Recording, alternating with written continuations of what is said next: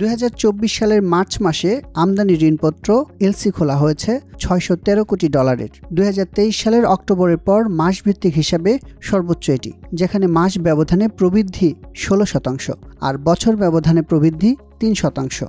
মাসভিত্তিক হিসাবে গেল এক বছরের মধ্যে সর্বোচ্চ $639 কোটি আমদানি ঋণপত্র খোলা হয় 2023 সালের আগস্টে, আর সর্বনিম্ন $474 কোটি এলসি খোলা হয় একই বছরের এপ্রিলে।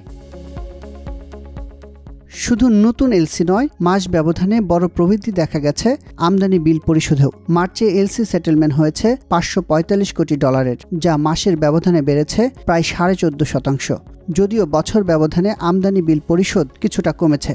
মাসভিত্তিক হিসাবে গেল এক বছরের মধ্যে সর্বোচ্চ $617 কোটি আমদানি বিল পরিশোধ করা হয়েছিল 2023 সালের জুলাই, আর সর্বনিম্ন $471 কোটি বিল পরিশোধ করা হয়েছিল একই বছরের সেপ্টেম্বরে।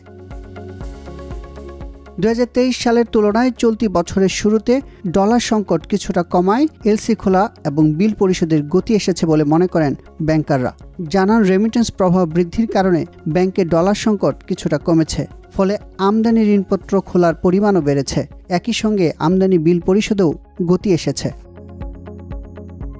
Association of bankers Bangladesh ABB chairman Selim Aref Hossain বলেন, ডলার পরিস্থিতির যথেষ্ট উন্নতি হয়েছে। ব্যাংকগুলোতে মার্কিন মুদ্রার রিজার্ভ বেড়েছে, এর দামও কিছুটা কমেছে।